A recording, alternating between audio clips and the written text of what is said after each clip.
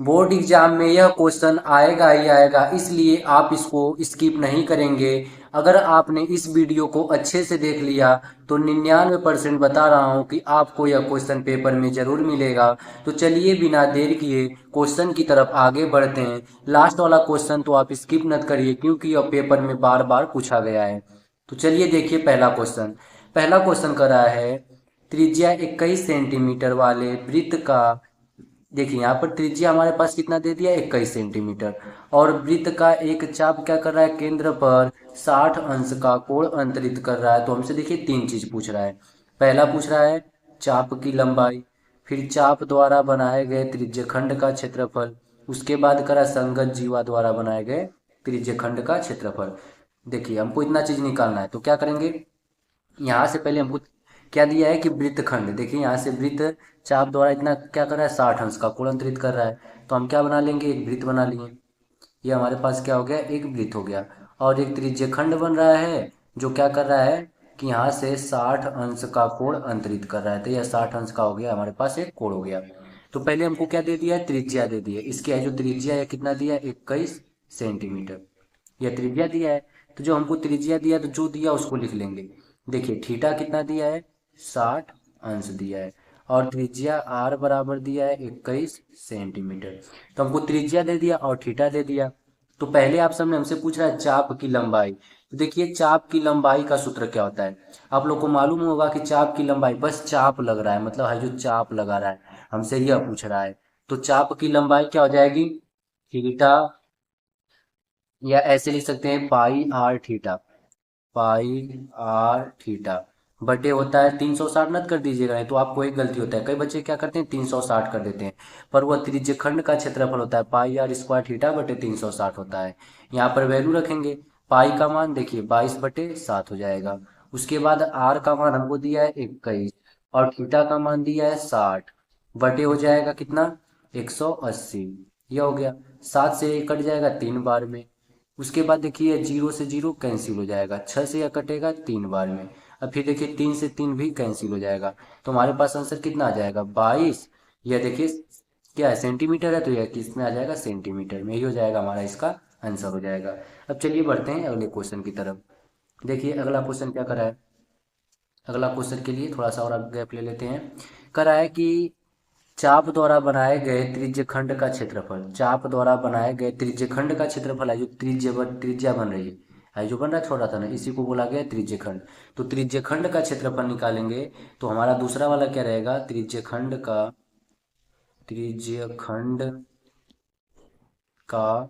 क्षेत्रफल। अभी बताएं, त्रिज्यखंड का क्षेत्रफल का सूत्र थीटा बटे 360 पाई आर स्क्वायर, यही सूत्र होता है, इसी पर वैल्यू रख देंगे। आर का मान कितना दिया है, 21 सेंटीमीटर, तो यहाँ से वैल्यू रखिए। देखिए थीटा का मान हमको दिया है 60, यह हो गया 60 बटे हो जाएगा 360 हो गया। उसके बाद देखिए यहाँ से पाई, पाई का मान 22/7 हो गया, और आर का मान हमको दिया है 21, स्क्वायर है तो 2 बार लिख देंगे। अब देखिए यह 0 से 0 कैंसिल हो गया, 6 से यह कैंसिल हुआ, कितना टाइम है, यहाँ से हमने कुछ गलती किया है क्या ऊपर वाले में, रुक जाइए देख ले रहे हैं। हमें लग रहा है कि 36 नहीं सही। देखिए यहाँ से क्या हो गया, कटेगा 6 से कटेगा 6 और 36 हो जाएगा। फिर देखिए 2 से कटेगा 2 तिहाई 6, हाई 2 से कटेगा 11 बार में, 3 से कटेगा 3 साते 21, फिर देखिए 7 से 7 कैंसिल हो जाएगा। कैंसिल हो गया तो हमारे पास बचा क्या, 11 × 21 बचा। अब गुणा करेंगे 11 का, तो 11 कम 11, 11 दूना के 22। अब हासिल एक बचा है तो 22 से कितना हो जाएगा, 23, तो आ जाएगा 231। क्षेत्रफल निकालें तो क्या हो जाएगा, सेंटीमीटर का स्क्वायर। यह भी हमारा हो गया आंसर। अब देखिए तीसरा वाले में क्या करा है, तीसरा ऑप्शन करा है, यह क्वेश्चन आपके लिए मोस्ट इंपॉर्टेंट है, क्वेश्चन में इस तरह क्वेश्चन बार बार पूछता है। देखिए तीसरा वाला क्या करा है हमसे, तीसरा वाला करा है कि संगत जीवा द्वारा बनाए गए त्रिज्यखंड का क्षेत्रफल। संगत जीवा द्वारा बनाए गए त्रिज्यखंड का क्षेत्रफल आसान होता है, देखिए कैसे निकालेंगे। संगत जीवा द्वारा बनाए गए त्रिज्यखंड का क्षेत्रफल, यहाँ है हमारे पास संगत संगत जीवा द्वारा बनाए गए संगत जीवा द्वारा बनाए गए त्रिज्यखंड का क्षेत्रफल। संगत जीवा द्वारा बनाए गए त्रिज्यखंड का क्षेत्रफल क्या होता है? हम क्या करेंगे, त्रिज्यखंड के क्षेत्रफल में से 1/2 आर स्क्वायर साइन थीटा को माइनस कर देंगे, तो यह होता है हमारे पास सूत्र थीटा बटे 360, जो अभी निकाले हैं, पाई आर स्क्वायर। थीटा बटे 360 pi r square minus 1/2 r square sine theta, ये इसका सूत्र होता है। और देखिए हमने थीटा बटे 360 पाई आर स्क्वायर की वैल्यू को अभी फाइंड किया। देखिए यहाँ से देखिए अभी आपको दिखा दे रहे हैं, यहाँ इसको सॉल्व किए ना, थीटा बटे 360 पाई आर स्क्वायर, और इसका वैल्यू कितना आया, देखिए 231 आया। तो यहीं पर मान रख देंगे, इसको ज़्यादा सॉल्व ही नहीं करना है। तो यहाँ से वैल्यू रखिए, देखिए कितना आ रहा है। तो जब वैल्यू रखेंगे तो हमारे पास क्या आएगा, थीटा का मान है 60 बटे, ये हो जाएगा 360, पाई का मान 22/7, आर का मान है 21 × 21, माइनस 1/2, आर का मान है 21 × 21, उधर नहीं दिखाई देगा इसीलिए यहाँ नीचे लिख दे रहे हैं साइन थीटा का मान है 60, ये हमने रख दिया। अब देखिए यहाँ से कटेगा, कुछ काट दे रहे हैं, ये 0 0 कैंसिल, 6 से कैंसिल हो जाएगा 6 बार में, 6 बार में। अब इसको तो देखिए सॉल्व करने की जरूरत है नहीं ना, इसको पूरा सॉल्व करने के बाद कितना आ रहा है, देखिए थीटा बटे 360 पाई आर स्क्वायर को सॉल्व किए ना, कितना है 231, तो डायरेक्ट यहाँ पर मान रखिए, उसको सॉल्व करने की क्या जरूरत है, उतना मेहनत किए इसीलिए ना। तो ये हो गया क्या, 231, देखिए यह रहेगा क्या, 231 माइनस, अब देखिए है क्या हो जाएगा, 2 से तो कटेगा नहीं, तो 21 का 21 में गुणा करेंगे कितना आएगा, पहले 1/2, 21 का 21 में गुणा करेंगे तो आएगा 441, उसके बाद साइन 60 अंश का मान रखेंगे, साइन 60 अंश का मान होता है करड़ी में 3/2 होता है। अब देखिए इसको सॉल्व करेंगे तो ये आएगा 231 माइनस, नीचे का नीचे जुड़ा, ऊपर का ऊपर हो जाएगा, तो यह आ जाएगा 441 करड़ी में 3 बटे हो जाएगा 2 दूना के 4। आप यहाँ पर भी आंसर छोड़ सकते हैं या एलसीएम लेके सॉल्व कर लेंगे, आपका वहाँ भी आंसर आ जाएगा। यही हमारा हो जाएगा आंसर, सेंटीमीटर का स्क्वायर हो जाएगा। देखिए हमने पहला क्वेश्चन सॉल्व कर दिया। अब चलिए बढ़ते हैं अगले क्वेश्चन की तरफ। देखिए अगला क्वेश्चन क्या करा है, अगला क्वेश्चन भी मोस्ट इंपॉर्टेंट है। करा है बिंदुओं -3, 10 और -6, 8 नहीं 6, -8 को जोड़ने वाले रेखाखंड को बिंदु -1, 6 किस अनुपात में विभाजित करना है। तो जो हमारे पास ये -1, 6 है, यह किसको मतलब किस अनुपात में विभाजित करेगा, ये हमको फाइंड करना है। तो हमको नहीं मालूम है किस अनुपात में विभाजित करेगा, तो हमने मान लिया कि माना, ऐसे मान लेंगे। ये अभी क्वेश्चन आपको पेपर में जरूर मिलेगा, इसलिए आप इसको भी अच्छे से तैयार कर लीजिए। तो मानेंगे, माना बिंदु -1, 6 क्या कर रहा है, 1, 6 रेखाखंड को 1, 6 रेखाखंड को क्या करेगा, M1/M2 में विभाजित करता है। हम क्या कर लिए, अपने से इसको मान लिए। आप पेपर में इस तरह लिखेंगे भी तभी नंबर मिलेगा, नहीं तो नहीं मिलेगा। विभाजित करता है, हमने इसको मान लिया कि माना क्या कर रहा है कि M1/M2 में विभाजित करता है। जब M1/M2 में विभाजित करता है, देखिए हमारे पास क्या है, दो बिंदु दिया गया है, और क्या दिया गया, दो बिंदु देने के बाद हमको अनुपात भी हमने अपने मन से मान लिया। तो उसी सूत्र पर सॉल्व करेंगे, तो यह क्या हो जाएगा, x1 हो जाएगा, i x2 हो जाएगा, i y1 हो जाएगा, x1 x2 हो जाएगा, और i क्या हो जाएगा, y2 हो जाएगा। तो यहाँ से वैल्यू रखेंगे। तो पहले देखिए हम क्या रखेंगे, हमारे पास तो इसका पूरा वैल्यू ही दे दिया है, अनुपात में विभाजित कर रहा है, तो -1, 6 यह दे दिया इसका आंसर बराबर। अब पहले लिखेंगे क्या, M1 x2, M1 होता है तो M1 तो M1 ही रहेगा। M1 x2 का मान कितना है, 6, तो हो जाएगा 6, M1 x2 माइनस M2 का मान है M2 ही है, M2 x1 का मान है -3, तो यहाँ पर रख दिए -3। M1 x2 plus M2 x1 plus होता है ना बीच में, माइनस नहीं। ये देखिए क्या हो गया, M1 x2 M1 रखेंगे, M1 x2 plus M2 x1 बटे क्या हो जाएगा, M1 प्लस M2 हो जाएगा। उसके बाद देखिए ये तो हमारा हो गया इसका x का। अब वाई एच का रखेंगे, तो देखिए वाई एच का क्या हो जाएगा, यहाँ से हो जाएगा M1 y2 का मान कितना है, -8 है। M1 y2 देखिए थोड़ा सा इधर कर दे रहे हैं, आपको दिखाई नहीं देगा, इधर कर दे रहे हैं। M1 y2 माइनस है, प्लस M2 y1 का मान कितना है, 10 है, बटे क्या हो जाएगा, M1 प्लस M2, ये हो गया। अब देखिए इसको थोड़ा छोटा कर दे रहे हैं, क्योंकि आप लोग को दिखाई नहीं दे रहा होगा। देखिए इसको थोड़ा छोटा कर दे रहे हैं, ये हो जाएगा छोटा तो सही हो जाएगा। चलिए अब देखिए अच्छे से देखते रहिए। अब यहाँ से हमारे पास सब वैल्यू हमने रख दिया है, तो इसी को सॉल्व कर लेंगे, आंसर आ जाएगा। तो सॉल्व करेंगे तो हो जाएगा -1, 6। यह हो गया बराबर। देखिए 6 का m1 में गुणा करेंगे तो 6m1। फिर देखिए माइनस का प्लस में गुणा करेंगे, माइनस से हो जाएगा 3m2 हो जाएगा, बटे हो गया m1 प्लस m2 हो जाएगा। फिर देखिए इसको सॉल्व करेंगे तो आ जाएगा -8m1 हो जाएगा, प्लस ये हो जाएगा 10m2 हो जाएगा, बटे हो जाएगा m1 प्लस m2 हो जाएगा। अब देखिए इसको सॉल्व करेंगे तो क्या आएगा हमारे पास, यहाँ से यह कॉमा है ना, तो देखिए यह x है तो x के बराबर रहेगा, हाई y है तो y के बराबर रहेगा कि नहीं, तो दोनों के बराबर रख दे रहे हैं, तो ये हो जाएगा -1, इसके बराबर क्या रहेगा 6m1 -3m2 बटे m1 प्लस m2। ये हो गया। अब देखिए 6 के बराबर रहेगा तो 6 बराबर हो गया -8m1 प्लस 10m2 बटे हो जाएगा m1 प्लस m2। अब इसी को सॉल्व करेंगे, हमारे पास m1 और m2 का रेशियो आ जाएगा। तो चलिए इसको सॉल्व कर दे रहे हैं। तो क्या करेंगे, इसके नीचे अपने मन से एक लिख के तिरिया गुणा करेंगे, तिरिया गुणा करेंगे तो यह क्या हो जाएगा, देखिए पहले 6 का गुणा करेंगे, 6m1 -3m2, एक का गुणा करने कोई अंतर नहीं पड़ेगा। अब देखिए इसका माइनस में गुणा करेंगे तो सब क्या हो जाएंगे, जो प्लस है वो माइनस हो जाएगा, तो आ जाएगा माइनस का m1 माइनस का m2। अब यहाँ से देखिए m1 को एक तरफ कर देना है, m2 को एक तरफ, तो हो जाएगा 6m1 माइनस का m1 इधर आके हो जाएगा प्लस का m1 बराबर, वो माइनस का m2 है तो माइनस का m2। अब देखिए माइनस का उधर जाके हो जाएगा प्लस का 3m2 हो जाएगा, घट जाएगा तो यह बचेगा हमारे पास, तो जुड़ जाएगा 7m1 हो जाएगा, आई आ जाएगा 2m2 हो जाएगा। यह हो गया। तो हमको m1 अनुपात m2 चाहिए, तो क्या हो जाएगा देखिए m1 आई गुणे में तो बटे में आएगा, m2 बराबर ये हो जाएगा 2/7। तो इसका रेशियो कितना आ गया, 2:7 आ गया। सेम उसी तरह इसको भी सॉल्व करने पर अगर यही रेशियो आएगा, अगर हम इसको भी सॉल्व करेंगे यही रेशियो आएगा, तभी हमारा आंसर सही रहेगा। तो चलिए इसको सॉल्व करते हैं। देखिए हमारे पास क्या है, यहाँ पर राइट कर दे रहे हैं 6 = 8। देखिए क्या है, यहाँ से हमारे पास है 6 =